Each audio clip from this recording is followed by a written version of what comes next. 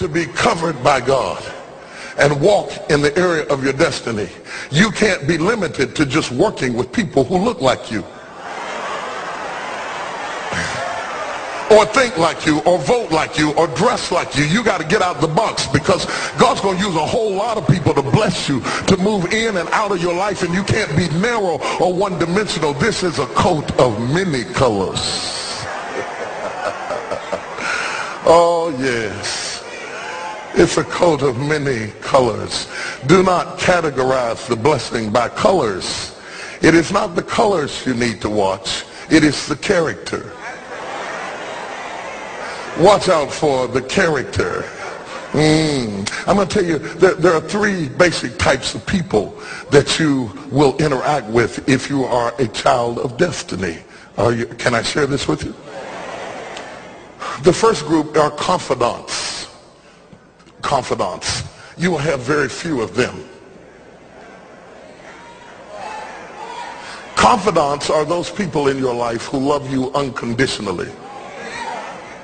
They are into you. Whether you're up or down, right or wrong, they are into you. They are in for the long haul. If you get in trouble, they get in trouble with you. They'll come see you in the jailhouse. They'll come get you out the crack house. They're confidants. You can open up and share anything with them. You'll never inherit your kingdom until you find your confidant. You can't be David till you find your Jonathan.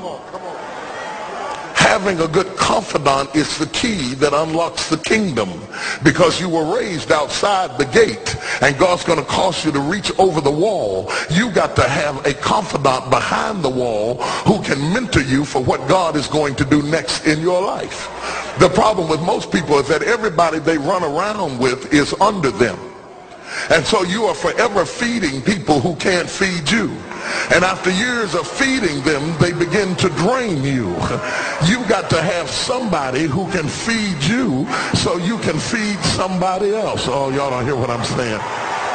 Am I talking to anybody in here? You need the confidant then. The confidant is those few people that come along in your life that are for you. They are with you. They are intimately intertwined in your life. They are there to make sure that you reach your destiny. They will confront you. They will get in your face. They will get in your business. They will tell you when you're wrong, because they are confidants. If you have 2 or 3 of them in a lifetime, you are a blessed person. Without them, you'll never be who God called you to be. You need to find your confidant. Number 2, the other group are your constituents. They are not into you. They are into what you are for. They are for what you are for. They are your constituents. And as long as you are for what they are for, they will walk with you and work with you and labor with you, but never think that they are for you. They are for what you are for. And you have to know that, because if they meet somebody else that will further their agenda, they will leave you and hook up with them, because they were never for you. They were just for what you were for. They are your constituents. And throughout your life, if you're not careful, particularly if you're broken, you will mistake your constituents for your confidants. And you will think that they are for you when they are really not for you. They are just for what you are for. And by the time you get through falling in love with them, they will break your heart as they hook up with somebody else who is for what you are for, because it was never about you anyway. It was about the causes that you represent. They are for what you are for, but they are not for you. They are your constituents. Can I go deeper with this? The third group are your comrades. These people are not for you, nor are they for what you are for. It is just that they are against what you are against. And the comrades will make strange bedfellows.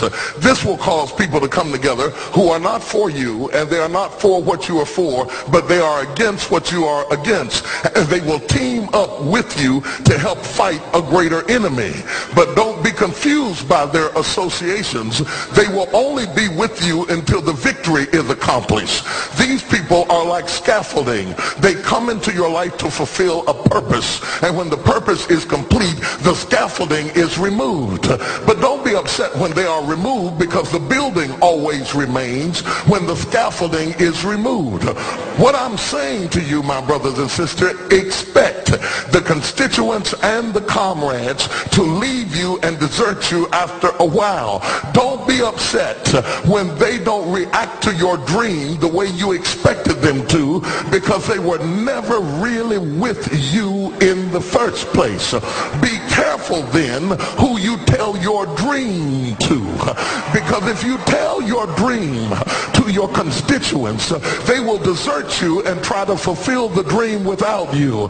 If you tell it to your comrades, they won't support it because they never were for what you were for anyway.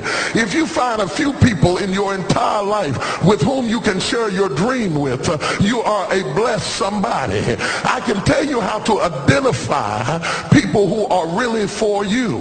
If they are really for you, they will weep with you when you weep, and they will rejoice when you rejoice. When you walk in a room and you tell somebody good news, stop being happy for a minute and watch their reaction. If they're not happy for you, shut your mouth and walk back out of the door. Oh, y'all don't hear what I'm saying to you. Oh yeah, because when they are really connected to you, they will be happy for you when you share your dream. Find somebody, look them in the eye and say, are you happy for me? If you don't get the right reaction, don't tell them anything else. You need somebody who's really going to be happy for you. I don't want just anybody praying for me. I don't want none of them haters praying for me, because you know you hate me and you don't want me to succeed. I want somebody praying for me who really wants me to be blessed, who wants me to be an overcomer, so you can put up your oil and stop speaking in tongues, because you know you never did speak to me anyway, and ain't no need in you coming up here in this hospital like you gonna pray some cancer up off of me. I'd rather have somebody who really loves me lay across the bed and rebuke the devil.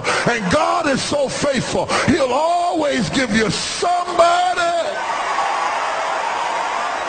Oh, if he ever sent anybody into your life to help you, you ought to just clap your hands and thank him for the people he sent. Don't worry about the people he took. You ought to praise him for the people he sent. Tell somebody, say, somebody help me. I didn't get here by myself. Somebody helped me to get here. Somebody taught me how to stand. Somebody got me behind the gates. Somebody taught me the protocol of the palace. Somebody encouraged me when I felt like dropping out of school. Somebody helped me when my back was up against the wall. Somebody mentored me when I was going through a divorce. Somebody helped me when I was going through a crisis. God is so faithful that he will never leave himself without a witness. He will send somebody.